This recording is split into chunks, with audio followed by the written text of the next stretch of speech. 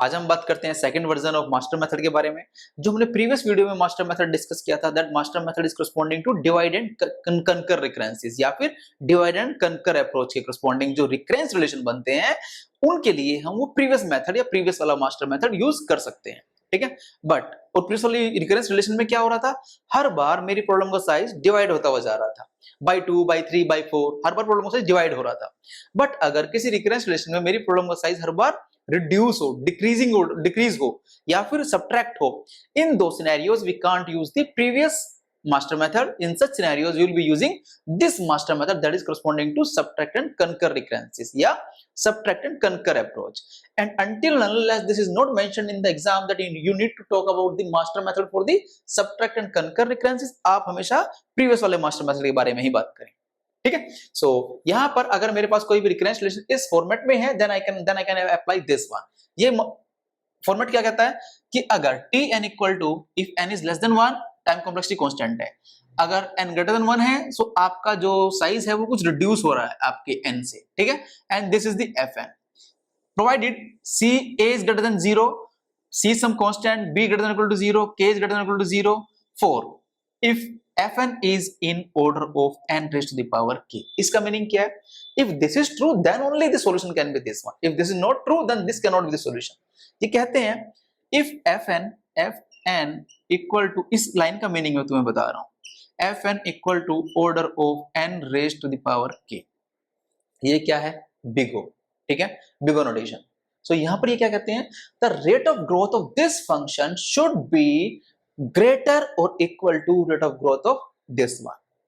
That means आप k की कोई भी ऐसी वैल्यू अगर इस n में पुट कर दें 0 और 0 से ज्यादा, ताकि ये जो इसका रेट ऑफ ग्रोथ इसके इक्वल या इससे बड़ा आ जाए, if this condition holds, if this condition is true, then the solution are this one.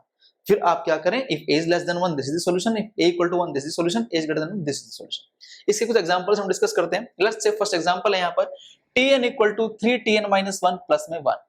अगर मैं इस रिकरेंस को इससे कंपेयर करूं, I can find out a, I can find, because this will become a, this will become b, and this will become fn.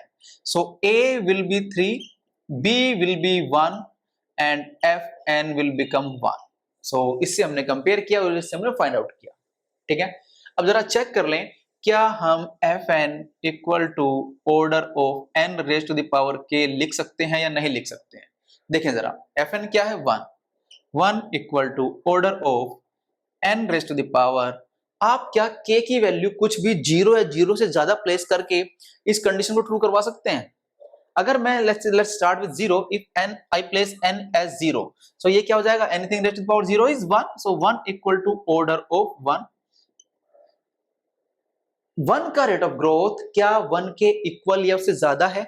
Yes, rate of growth of 1 is equal to this one, I can denote it as 1 equal to order of 1. So this is true. If this is true, then the solution of this one, क्योंकि यार rate of growth 1 क्या है? 1 is representing some constant time complexity. ठीक है? So rate of growth वहां पर क्या है? That this is equal to this one. ये हमें पता है।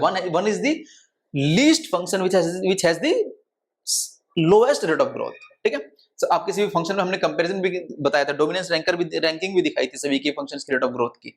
एक हमने पूरा लेस देन एक लाइन लिखी थी पूरी, उसमें सारे फंक्शंस हमने मेंशन किए थे। तो उसमें 1 कहां का था? सबसे पहले था, दैट मींस सबसे लोवेस्ट वन। एनीवेज, चलें अब जरा यहां पर देखें कि मुझे बात करनी है, अगर ये ऐसा है तो कंपेयर करें कौन सा केस है। a is 2 here, a is 3 here, that means third case यहां पर। So tn will become order of n raised to the power k, and then this is a raised to the power n by b. So this can be written as order of n raised to the power k. k is 0, यहां पर हमने k को क्या place किया था? 0, so k हमारा कितना आ गया था? 0. so k को हमने 0 प्लेस किया, डॉट a कितना है हमारा? 3, n डिवाइड बाय b कितना है हमारा? b is 1, so this is 1. जब हम इसको फाइंड आउट करेंगे, order of n over 0 is 1 and 3n by 1, that is 3 raised to the power n only. So this is the tn corresponding to this example.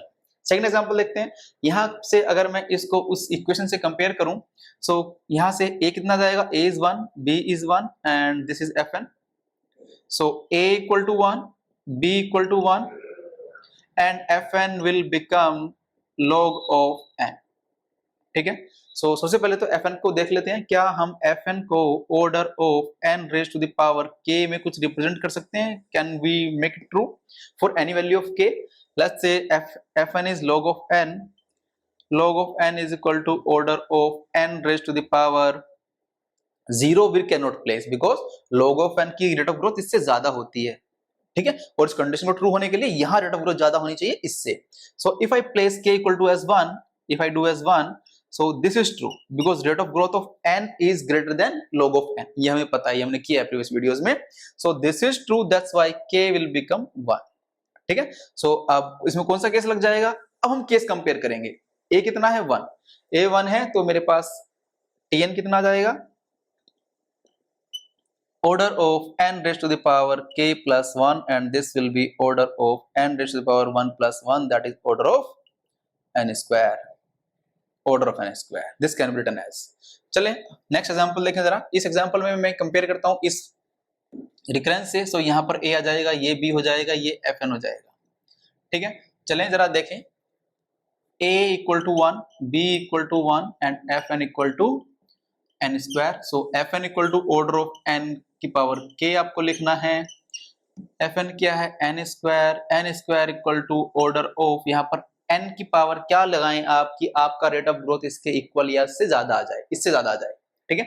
So n की power 1 रखेंगे तो 1, n की power 1 means n only, n की rate of growth तो इससे कम होती है, ज्यादा होती ही नहीं है, ठीक है। इसकी क्या होनी चाहिए? इसकी रेट ऑफ ग्रोथ क्या है? इसकी ज्यादा होनी चाहिए, इसकी कम होनी चाहिए।